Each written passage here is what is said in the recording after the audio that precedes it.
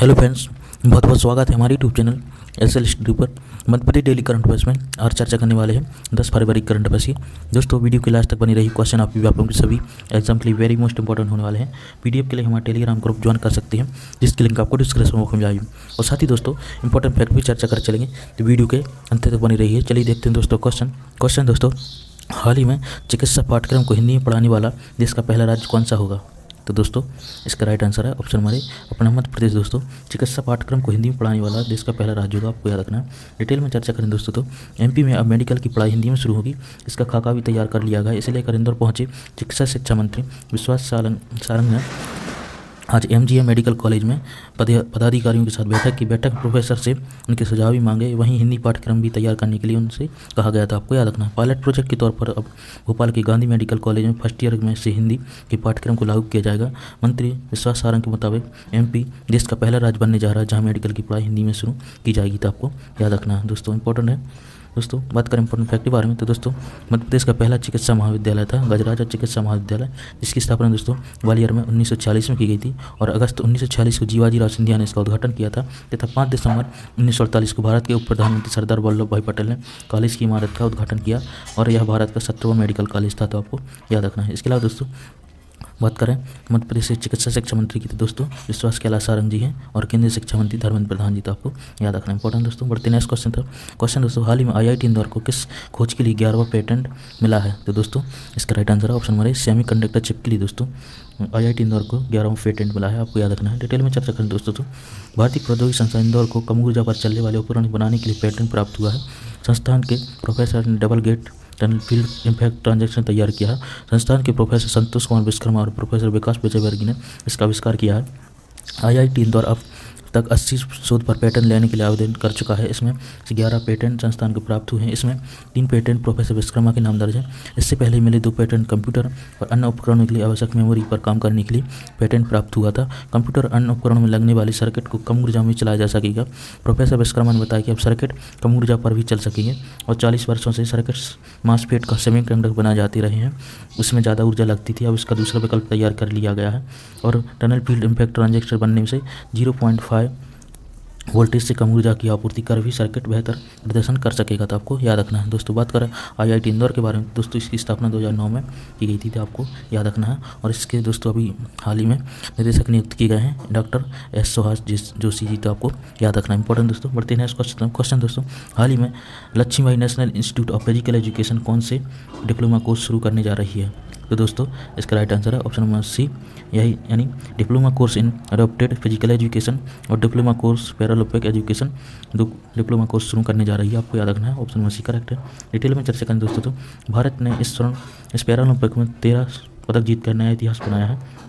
खिलाड़ियों की इस स्वर्णिम उपलब्धि को ध्यान रखते हुए Lakshmibai national institute of physical education इसके लिए diploma course in adopted physical education तथा diploma course in paralympic physical education course शुरू करने जा रहा है। देश के इस पहले डिप्लोमा कोर्स को शुरू करने के पीछे LNIPE की मंशा इस विधा में अच्छे प्रोफेशनल टीचर और कोच तैयार करना है।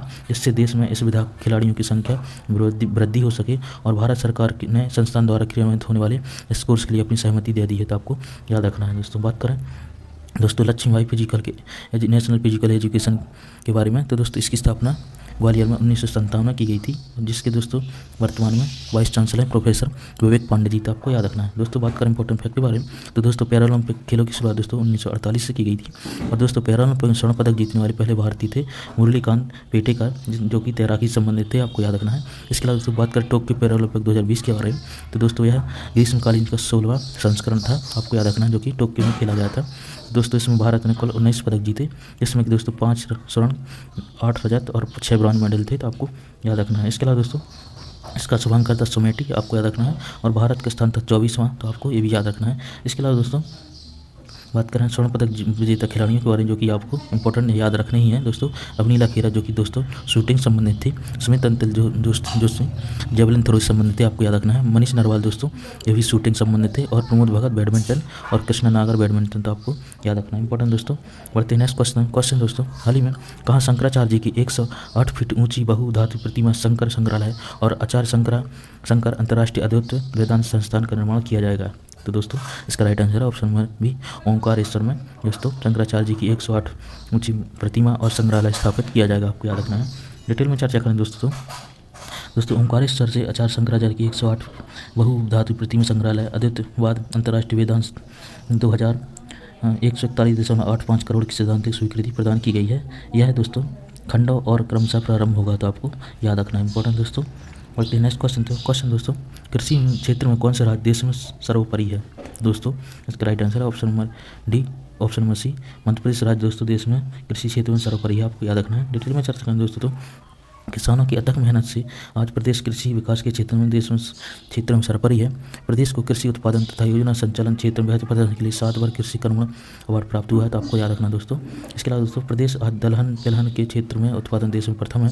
सोयाबीन उड़द के क्षेत्र में एवं उत्पादन प्रदेश में प्रथम, और गेहूँ मसूर मक्का एवं तिल फसल के क्षेत्र में उत्पादन देश में दूसरे स्थान पर है, और संपूर्ण खाद्यान्न फसलों के उत्पादन प्रदेश देश में तीसरे स्थान पर है, आपको याद रखना दोस्तों।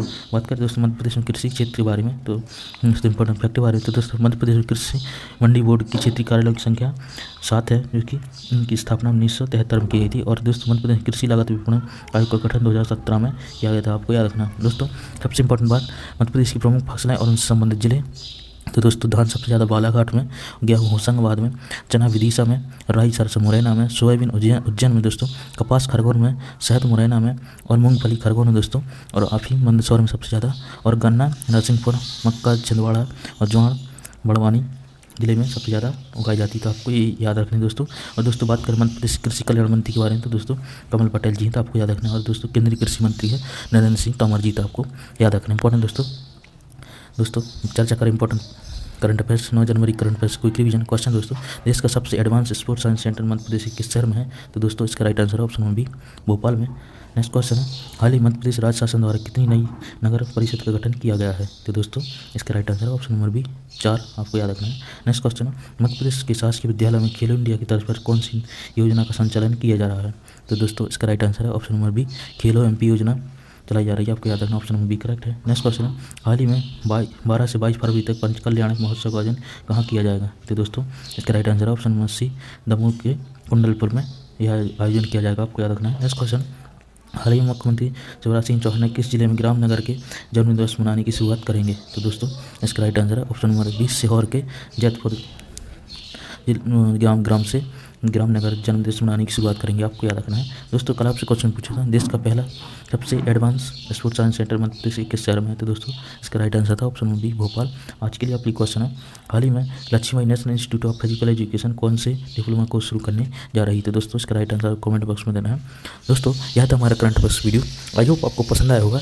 ऐसे इंपॉर्टेंट करंट अफेयर्स के लिए हमारे चैनल को सब्सक्राइब कर लें, वीडियो को लाइक जरूर करें दोस्तों, अपने दोस्तों से शेयर जरूर करते रहें। चलिए मिलते हैं नेक्स्ट वीडियो में ऐसे important current affair. Thanks for watching, Vande Mataram.